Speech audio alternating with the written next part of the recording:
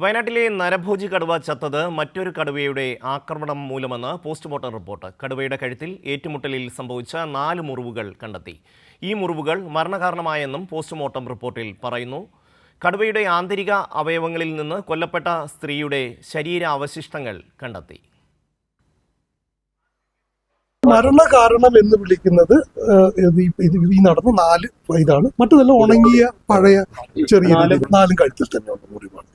നമ്മളൊരു നമ്മുടെ ആദ്യത്തെ ടീം അവിടെ ചെന്ന് ഇതിനെ നിരീക്ഷിക്കുന്ന സമയത്ത് ഏതാണ്ട് മരിച്ചിട്ട് 2-3 മണിക്കൂറായിട്ടുള്ള ഒന്നാണ് ഇതിന്റെ ഏതാണ്ട് ഒരു നിഗമനം. ഒരു പെൺകടുവയാണ്. ഒരു 4-5 വയസ്സ് വരെയൊക്കെ ഉണ്ടാവും. ചെറിയൊരു കടുവ, പ്രസവിച്ചിട്ടില്ല. അനൂപ് ചേരുന്നു വയനാട്ടിൽ നിന്ന്. അനൂപ്, എന്തായാലും ജനങ്ങളുടെ ആശങ്ക ഒഴിഞ്ഞിരിക്കുന്നു. അവരുടെ കുറേ ദിവസമായുള്ള ഭീതിയാണ് മാറിയിരിക്കുന്നത്. അനൂപ്.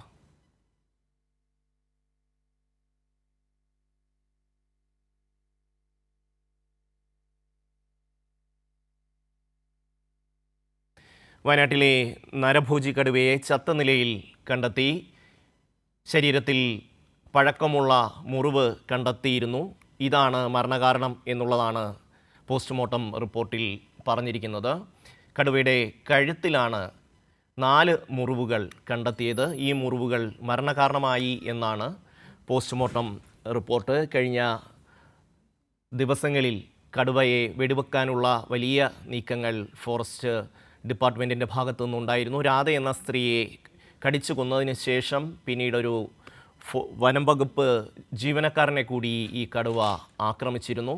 അങ്ങനെയാണ് നരഭോജി കടുവ എന്ന നിലയിലേക്ക് ഇതിനെ മാറ്റിയത്. ഇപ്പോൾ അനൂപ് ചേരുന്നു. അനൂപ്, ജനങ്ങളെ സംബന്ധിച്ചിടത്തോളം വലിയ ആശങ്ക ഒഴിഞ്ഞിരിക്കുന്നു. വിശദാംശങ്ങൾ.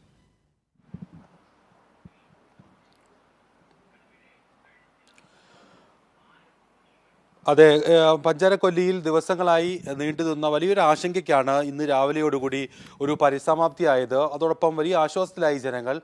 ഇപ്പോൾ വനമന്ത്രി AK ശശീന്ദ്രൻ ഉൾപ്പെടെയുള്ളവർ ഈ സ്ഥലത്തെത്തി ഒരു ഉന്നത യോഗം നടത്തുകയാണ്. പ്രധാനമായും ജനങ്ങളുടെ ആശങ്കകൾ പ്രാഥമിക ഒരു ഘട്ടത്തിൽ അല്ലെങ്കിൽ ഒരു അടിയന്തര ആവശ്യം ഈ വിധത്തിൽ പരിഹരിക്കപ്പെട്ടുവെങ്കിലും അവിടെ നിൽക്കുന്ന ചില പൊതുവായ ആശങ്കകളും ഭയാശങ്കകളും എല്ലാം ഉണ്ട്. അതിൻ്റെ പ്രധാന കാരണം ആ മേഖലയിലെ വന്യമൃഗ ആക്രമണം അതിരൂക്ഷമായി കൊണ്ട് അത് തുടരുന്നൊരു സാഹചര്യത്തിലാണ്.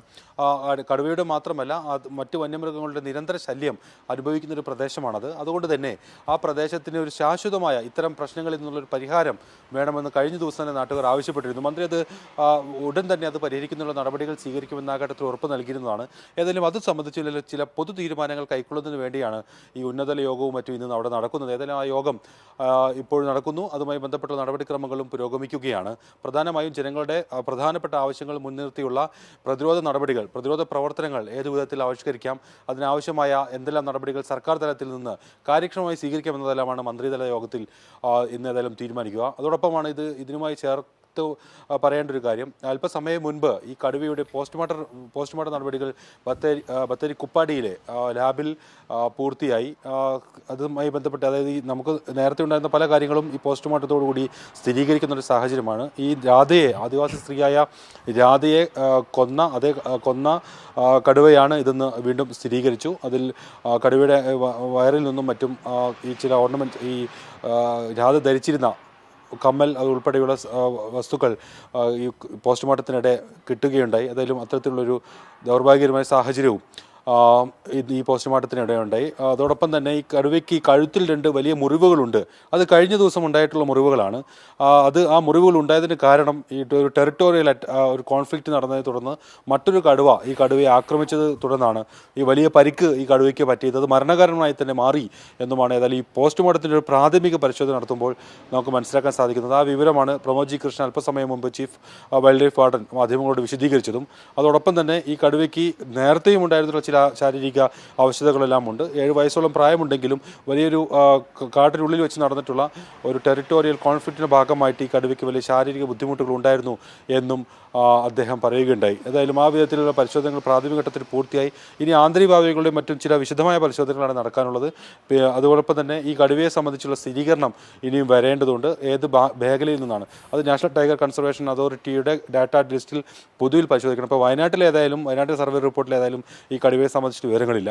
ഇനി നാഷണൽ ടൈഗർ കൺസർവേഷൻ അതോറിറ്റിയുടെ ഇപ്പോൾ കർണാടകയുടെ മറ്റും ഭാഗങ്ങളിൽ നിന്ന് ഈ ഭാഗത്തേക്ക് വന്നിട്ടുള്ള കടുവയാണോ എന്നതും മറ്റുമുള്ള കാര്യങ്ങളാണ് അറിയേണ്ടത്.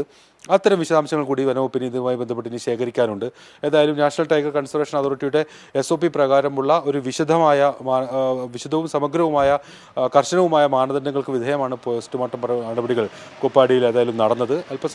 സമയത്തിനകം തന്നെ ഈ കടുവയുടെ സംസ്കാരം, അതായത് ഈ കടുവയെ വനത്തിൽ വെച്ച് കത്തിക്കുകയാണ് ചെയ്യുക. ഇങ്ങനെ ഈ വിധത്തിൽ ചത്ത നിലയിൽ കാണപ്പെട്ട മൃഗങ്ങളെയും പറ്റും, പ്രത്യേകിച്ച് കടുവയെ. ഏതായാലും ആ നടപടികളെല്ലാം അവിടെ നടക്കും. അത് പ്രധാനപ്പെട്ട വിവരം ഇതുതന്നെയാണ്. ഈ വനാന്തര ഭാഗത്തുണ്ടായിട്ടുള്ള മറ്റു കടുവകളുമായിട്ടുള്ള ആക്രമണത്തിൽ പരിക്കേറ്റ് കഴുത്തിൽ ആഴത്തിൽ മുറിവേറ്റാണ് ഈ കടുവയുടെ മരണം എന്നത് സംബന്ധിച്ചാണ് വനംവകുപ്പിൻ്റെ ഈ പോസ്റ്റ്മോർട്ടം റിപ്പോർട്ടിൽ അല്ലെങ്കിൽ പ്രാഥമികമായ വനംവകുപ്പ് നൽകുന്ന വിവരങ്ങളിൽ നമുക്ക് മനസ്സിലാവുന്നത്. അതോടൊപ്പം ഈ കടുവ അവശനിലയിലുമായിരുന്നു എന്നും ഈ റിപ്പോർട്ടിലുണ്ട്. അതോടൊപ്പം രാധ കഴുത്തിലണിഞ്ഞ അല്ലെങ്കിൽ കാതിലണിഞ്ഞ കമ്മൽ ഉൾപ്പെടെ വസ്ത്രത്തിൻ്റെ ഭാഗങ്ങൾ ഉൾപ്പെടെ ഈ കടുവയുടെ വയറിൽ നിന്ന് ലഭിച്ചിട്ടുണ്ടെന്നുള്ളൊരു വിവരം കൂടി ഏതായാലും ഈ പോസ്റ്റ്മോർട്ടത്തിന് ശേഷം വനവകുപ്പ് അധികൃതർ പങ്കുവച്ചു.